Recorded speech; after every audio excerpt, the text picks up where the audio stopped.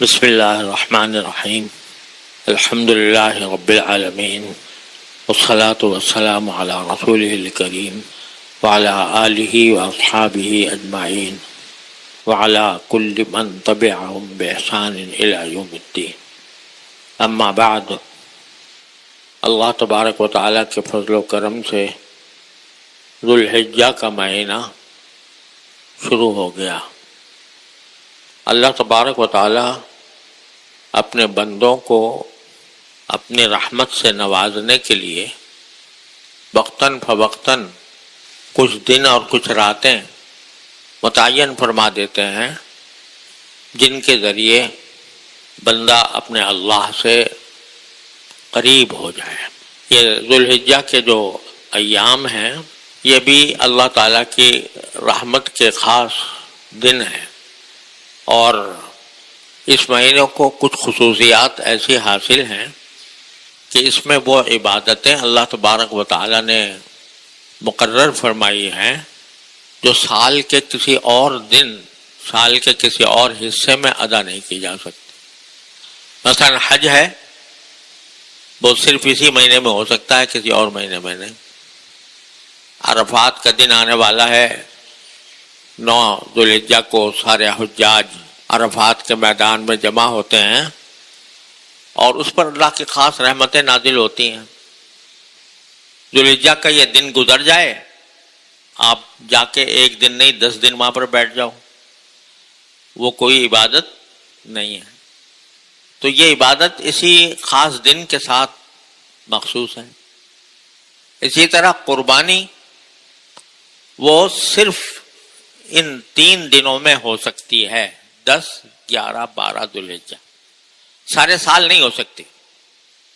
سارے سال اگر آپ کوئی بکرا صدقہ کرتے ہو تو وہ صدقہ ہے. قربانی جو عبادت ہے، قربانی کے معنی ہے اللہ کے حکم کے مطابق کسی جانور پر گلے پہ چھری پھیر کر بسم اللہ اللہ اکبر کہہ کر اس کے گلے پر چھری پھیرتے، بس قربانی ادا ہو گئی. یعنی گلے پر چھری پھیر دینا یہ عبادت ہے.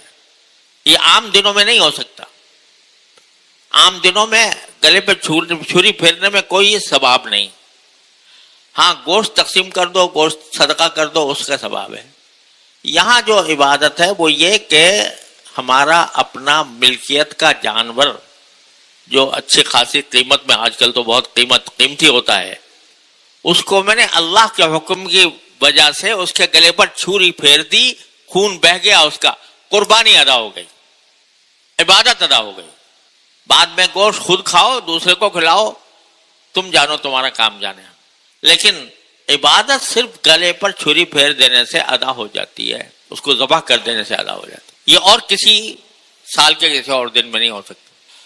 تکبیر تشریق ہے جو 9 تاریخ سے شروع ہوگی اور 13 تاریخ تک جاری رہے گی. اللہ اکبر اللہ اکبر لا الہ الا اللہ اللہ اکبر اللہ اکبر وللہ الحمد. یہ ہر فرض نماز کے بعد بلند آواز سے کہنا مردوں کے لیے یہ واجب کر دیا. انہی دنوں میں ہے، بس باقی دنوں میں نہیں ہے. تو معلوم ہوا کہ اللہ تبارک و تعالیٰ نے ان ایام کو اپنی خصوصی عبادتوں کے لیے منتخب فرمایا. اور یہ جو 9 دن آ رہے ہیں عید الاضحیٰ سے پہلے، ان کو یہ فرما دیا کہ کسی اور دن میں اللہ تبارک و تعالیٰ کو اپنی عبادت اتنی محبوب نہیں ہے جتنی ان دنوں میں ہے. کوئی بھی عبادت. اور اس کی مزید تفصیل حدیث میں یہ بیان فرمائی کہ اگر کوئی شخص ان دنوں میں کوئی ایک روزہ رکھے تو ایک روزہ سال بھر کے روزے کے برابر. سال بھر روزہ رکھنے سے جو ثواب ملتا وہ ان دنوں میں ایک روزہ رکھنے سے ثواب مل جائے گا. اور ایک رات میں اللہ کی عبادت کرنا وہ ایسا ہے جیسے لیلۃ القدر میں عبادت کرنا. یہ فضیلت بھی انہی دنوں کو حاصل اللہ تعالیٰ نے عطا فرما دی. اور خاص طور پر عرفے کا دن 9 ذوالحجہ اس کے لیے فرمایا کہ جو اس دن میں روزہ رکھے تو اس کا اللہ تعالیٰ اس کے گناہوں کا 1 سال پہلے اور 1 سال بعد کے گناہوں کا کفارہ فرما دیتے ہیں. تو یہ خاص خصوصیات ہیں جو اللہ تبارک و تعالیٰ نے ان ایام کی رکھی ہیں. اور یہ بھی مستحب ہے کہ ان دنوں میں کثرت سے اللہ کی تکبیر کہی جائے. اللہ اکبر لا الہ الا اللہ واللہ اکبر وللہ الحمد. چلتے پھرتے اٹھتے بیٹھتے زبان پر اللہ کی تکبیر ہو. یہ تکبیر کے دن ہیں، اللہ کی بڑائی بیان کرنے کے دن ہیں. اور جب آپ جانور کو ذبح کرتے ہیں تو اس وقت تک حلال نہیں ہوگا جب تک کہ آپ اس پر بسم اللہ اللہ اکبر نہ کہیں. بسم اللہ اللہ اکبر اگر کہہ دیا جانور حلال ہو گیا، گوشت کھانا جائز ہو گیا. اور اگر یہ کلمہ نہیں پڑھا جان بوجھ کر اور ذبح کر دیا، وہ مردار ہے، اس کا گوشت کھانا حرام ہے. اگر کوئی جان بوجھ کر بسم اللہ اللہ اکبر پڑھے بغیر جانور ذبح کر دے تو جانور ہے وہ حرام ہو جائے، مردار ہے، وہ اس کا کھانا جائز نہیں. یہ کیا بات ہے کہ اللہ تبارک و تعالیٰ نے صرف ایک کلمے کی بنیاد پر اتنا بڑا انقلاب پیدا کر دیا اس جانور کے اندر کہ بسم اللہ اللہ اکبر کہا حلال، نہیں کہا حرام. کیا کوئی یہ جنتر بنتر ہے جو اللہ نے تجویز کر دیا کہ جنتر بنتر پڑھو گے تو حلال ہوگا ورنہ نہیں ہوگا؟ ارے بھائی، مقصود اصل میں یہ ہے کہ ذرا اس بات پر غور کرو کہ یہ جانور جس کو تم گلے پر چھری پھیر کر حلال کر رہے ہو، ذبح کر رہے ہو، یہ تم سے کتنا زیادہ طاقتور ہے. ایک گائے اور بیل ہے مثال کے طور پر. آج کل تو گائے کی قربانی زیادہ ہو رہی ہے بکروں کے مقابلے میں.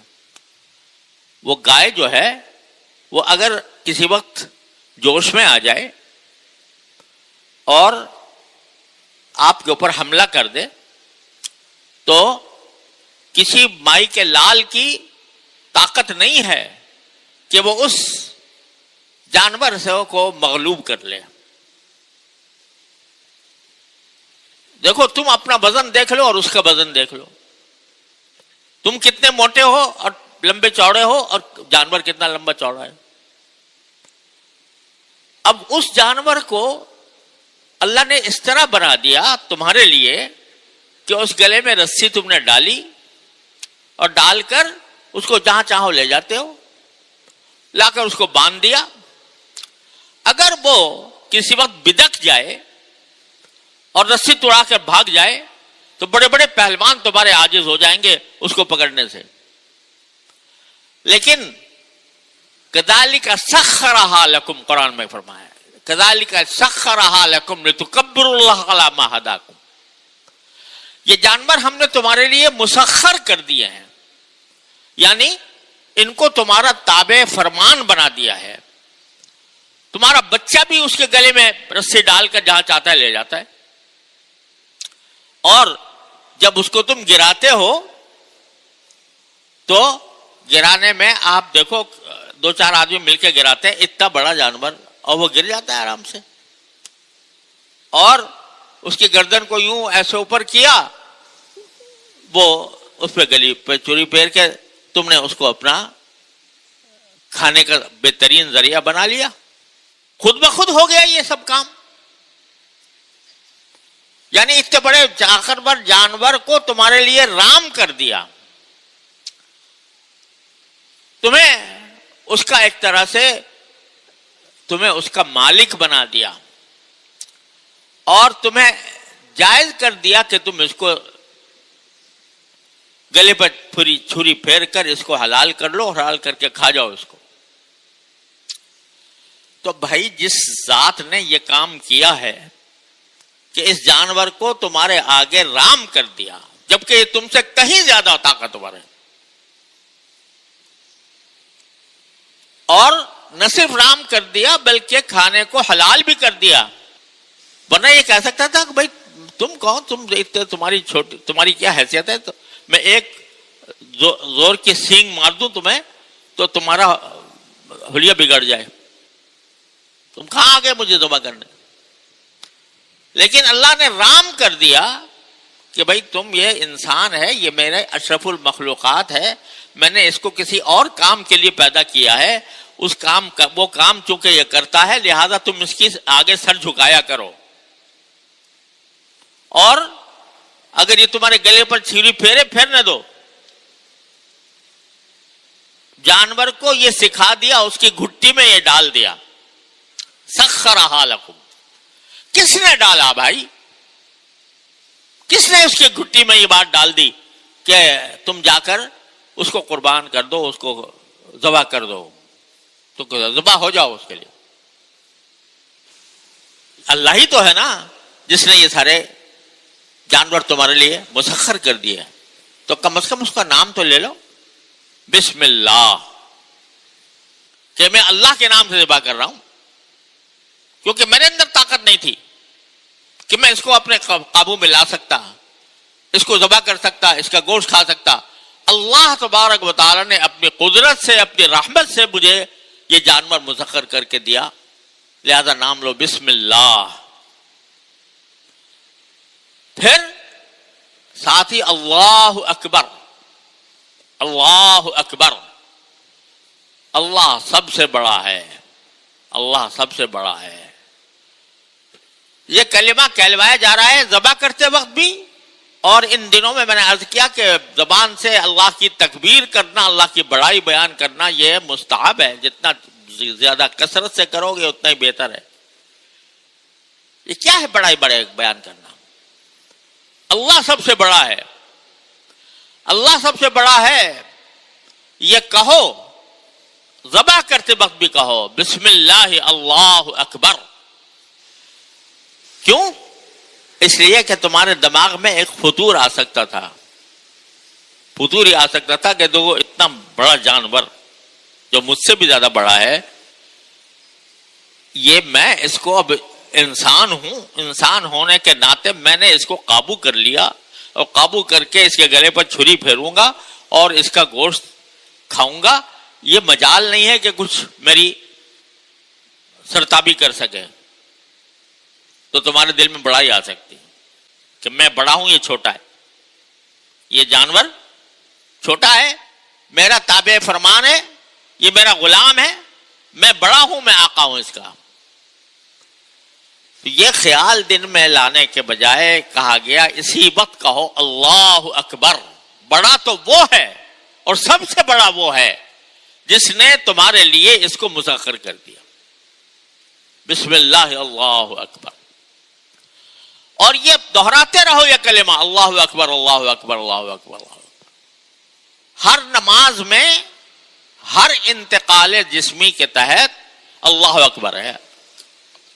تکبیر تحریمہ اللہ اکبر, رکوع میں جاتے ہوئے اللہ اکبر, سجدے میں جاتے ہوئے اللہ اکبر, سجدے سے اٹھتے ہوئے اللہ اکبر, اور عید کی نماز میں 6 تکبیریں اور زیادہ. بڑائی ہی بڑائی بیان ہو رہی ہے اللہ کی, تاکہ تمہارے دماغ میں یہ بات بیٹھے کہ اس کائنات میں سب سے بڑی ہستی کون ہے, وہ اللہ ہے. جب سارے کائنات میں سب سے بڑی ہستی اللہ ہے تو اس کی ذات بھی اکبر ہے, بڑی ہے, اس کی صفات بھی بڑی ہیں, اس کی بھیجی ہوئی شریعت بھی بڑی, سب سے بڑی ہے, اس کے بھیجے ہوئے رسول بھی سب سے بڑے ہیں, اس کے بھیجے ہوئے احکام بھی سب سے بڑے ہیں, اور اس کی اطاعت بھی سب سے عالم ہے. اللہ کی کبریائی اور اس کی بڑائی بیان کرتے رہنا اور کرواتے رہنا, اس کا مقصد یہ ہے کہ دماغ اور دل میں یہ بات بیٹھ جائے کہ اس کائنات میں سوائے اس کے کوئی حقیقت میں بڑا نہیں ہے. جب کوئی اور بڑا نہیں ہے تو کسی کا حکم واجب الاطاعت نہیں, اس کے حکم کے آگے. وہ جب کوئی حکم دے دے تو وہ چونکہ بڑا ہے اور اس کی صفات بھی بڑی ہیں، اس کی قدرت بھی بڑی ہے، اس کی حکمت بھی بڑی ہے، لہذا اس کے حکم کے آگے سر جھکانا یہ کام ہے بندے کا، اور اس سر جھکانے کی ایک مظاہرہ قربانی ہے، قربانی ہے۔ آج لوگ کہتے ہیں کہ اس قربانی کے ذریعے اس وقت اربوں کھربوں روپیہ عالم اسلام کا کاہے میں خرچ ہو رہا ہے؟ گلے پر چھری پھیرنے میں۔ اگر سارے عالم اسلام جو کہ 2 ارب کے قریب ہیں، اگر ان میں سے 1 ارب بھی قربانی کرتے ہوں تو کیا مطلب ہوا کہ 1 ارب قربانی ہو رہی ہے پوری دنیا میں، اور ایک قربانی کی کم سے کم قیمت اگر آج کل کے حساب سے لگاؤ تو کم سے کم قیمت حصہ جو ہے وہ کسی گائے کے اندر آئے گا 4-5 ہزار 6 ہزار کا۔ 6,000 ارب روپیہ کاہے میں خرچ ہو رہا ہے؟ گلے پر چھری پھیرنے میں۔ تو کہنے والے کہتے ہیں بھائی یہ امت جو پہلے ہی افلاس کا شکار ہے، اس کے 6 ارب روپے جو ہے وہ نالیوں میں بہہ رہے ہیں، لہذا اقتصادی اعتبار سے اور معاشی اعتبار سے یہ تو بڑے نقصان کا معاملہ ہے، اعوذ باللہ۔ کہنے والے یہ کہتے ہیں، اس واسطے قربانی کی عبادت کا انکار کر دیا اور کہہ دیا کہ یہ تو حج کے موسم میں چونکہ لوگ جمع ہوتے تھے لہذا ان کو کھانے کے انتظام کرنے کے لیے حج میں فرض کی گئی تھی، حج کے علاوہ کہیں فرض نہیں ہے۔ ایسی باتیں کرنے لگے لوگ، کیونکہ معاشی نقصان ہے، اتنا بڑا نقصان۔ 6,000 ارب مثلا میں نے حساب ایسے ہی عدل حساب 6,000 ارب کا نقصان ہو گیا، نالیوں میں بہ رہا ہے خون۔ تو یہی بات تو سکھانی ہے قربانی کے ذریعے کہ جب اللہ کا حکم آ جائے تو چونکہ وہ سب سے بڑا ہے، تمہاری عقل سے بڑا، تمہاری سمجھ سے بڑا، تمہاری مصلحتوں سے بڑا، تمہارے اپنے مفادات سے بڑا، لہذا پھر یہ تمہارے حساب کتاب سب بیکار ہیں اس کی بڑائی کے آگے۔ اس کی بڑائی کا تقاضا یہ ہے کہ اس کے آگے سر جھکاؤ اور قربانی کرو۔ دیکھو ابراہیم علیہ السلام کو کیا حکم ہو رہا ہے؟ بچے کو قربان کر دو۔ بچہ بھی کون؟ نابالغ۔ نابالغ بھی کیسا؟ نبی کا بیٹا۔ اس بیٹے کو کہہ رہے ہیں کہ جا کے قربان کر دو۔ کوئی عقل میں بات آتی ہے کہ ایک باپ اپنے بیٹے کو ذبح کر دے؟ لیکن پلٹ کر ابراہیم علیہ السلام نے یہ نہیں پوچھا کہ یا اللہ میرا بڑی مرادوں سے مانگا ہوا بیٹا ہے اور نابالغ ہے، نابالغ کو تو جنگ میں بھی قتل کرنا حرام ہے، تو میں کیوں اس کو قتل کروں؟ کیوں کا سوال نہیں کیا ابراہیم علیہ السلام۔ بیٹے سے کہا کہ بیٹا مجھے خواب میں نظر آیا ہے اور مجھے حکم ملا ہے کہ تمہیں قربان کروں۔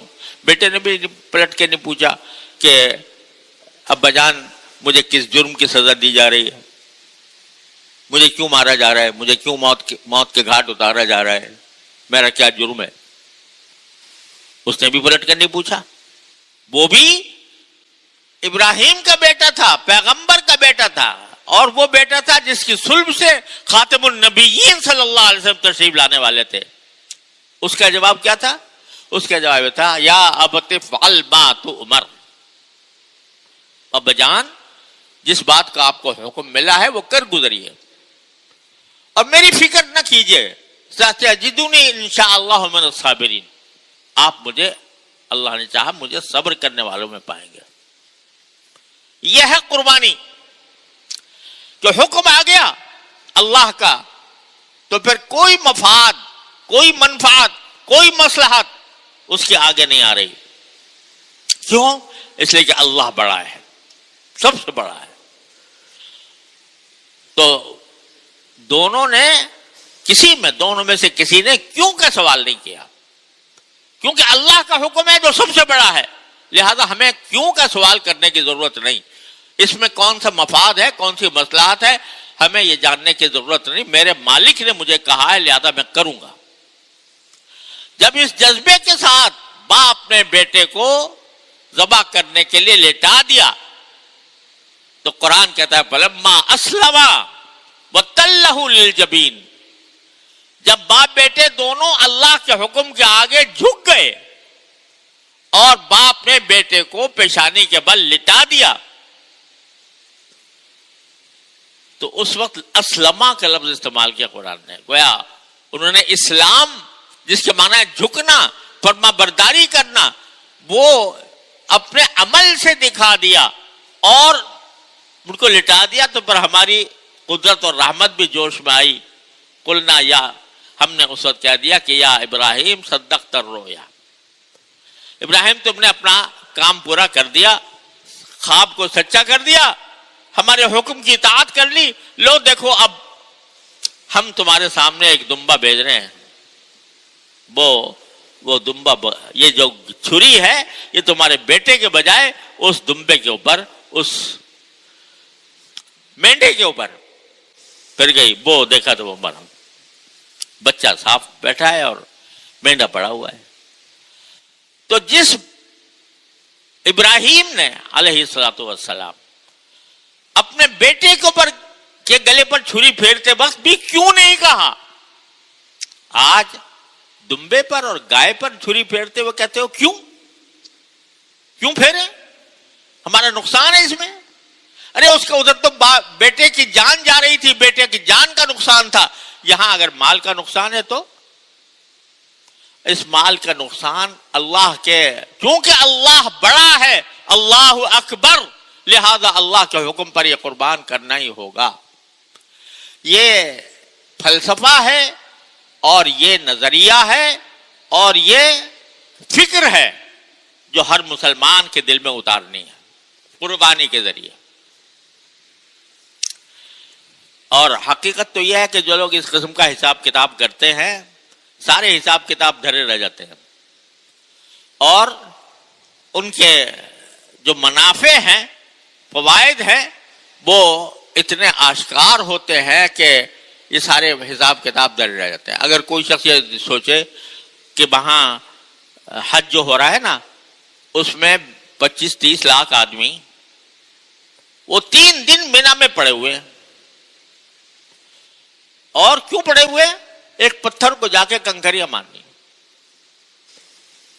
اس سے بعد بڑا پڑھا لکھا آدمی، پروفیسر، ڈاکٹر، انجینئر اور عقل مند، ہوش مند، وہ کنکریاں گنتے پھر رہا ہے اور میں کنکریاں لے کے مار دوں، اور مار کے آ گیا تو بس کہتا ہے میں الحمدللہ میں نے کارنامہ انجام دے دیا.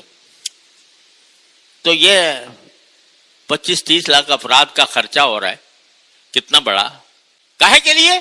ایک پتھر پر کنکریاں مارنے کے لیے. اور کوئی کہے کہ بھئی یہ تو پورے عالم اسلام کا بہت بڑا معاشی خسارہ ہے، لیکن کیوں ایسا ہو رہا ہے؟ تو یہ در حقیقت اس ذہنیت کی بات ہے جو اللہ کو بڑا نہیں مانتی. لہذا کہو اللہ اکبر، کہو اللہ اکبر، لا الہ الا اللہ، اللہ واللہ اکبر، اللہ اکبر وللہ الحمد. اس کی بڑائی کو تسلیم کرو پہلے، پھر باتیں کرو. اس کی بڑائی کو تسلیم کر کے اس کے آگے سر جھکاؤ، پھر پتہ چلے گا کہ یہ نقصان نہیں تھا، یہ فائدے کا سودا تھا. قرآن کہتا ہے حج کے بارے میں کہ یہ آئیں حج کریں لیشہدوا منافع لہم، تاکہ وہ آ کر اپنی آنکھوں سے منافع دیکھیں کہ کتنے زیادہ فائدے سے ہو رہے ہیں، آخرت کے اور کچھ دنیا کے بھی فائدے اس سے حاصل ہوتے ہیں. چاہے وہ حج ہو چاہے قربانی، اس میں دنیا کے بھی منافع حاصل ہوتے ہیں. وہ میں اگر اس کی تفصیل میں جانا چاہیں تو بہت زیادہ، کہ کس طرح لوگوں کو اس سے فائدہ پہنچتا ہے، کس طرح لوگوں کو اس سے، لیکن اصل چیز وہ فائدہ نہیں ہے. اصل چیز کیا ہے؟ اللہ کے حکم کی تعمیل. لن ینال اللہ لحومها ولا دماؤها ولکن ینالہ التقوی منکم. اللہ کے پاس نہ اس کا گوشت پہنچتا ہے نہ اس کا خون پہنچتا ہے، لیکن تمہارے دل میں جو تقوی ہے، اللہ تبارک و تعالیٰ کی اطاعت کا جو جذبہ ہے، وہ ہے جو اللہ کے ہاں قابل قدر ہے. اللہ تعالیٰ ہمیں اس صحیح جذبے کے ساتھ ان دنوں کو گزارنے کی توفیق عطا فرمائے. اللہ کی بڑائی کو بیان کرتے رہو زبان سے بار بار، تکبیر کہتے رہو اور اللہ کی بڑائی کا احساس دل میں جما کر بیٹھو تو اللہ تعالیٰ کے انشاءاللہ قربانی بھی قبول فرمائیں گے، دوسری عبادتیں بھی اللہ تعالیٰ نے چاہا قبول ہوں گی۔ وصلی اللہ تعالیٰ علی خیر خلق۔ انشاءاللہ جامعہ دارالعلوم کراچی کی عیدگاہ میں عید الاضحیٰ کی نماز 7:15 بجے ادا کی جائے گی، 7:15 بجے عیدگاہ کے اندر۔ حضرات سے گزارش ہے کہ وہ اپنی جانمازیں بھی ساتھ لے کر آئیں۔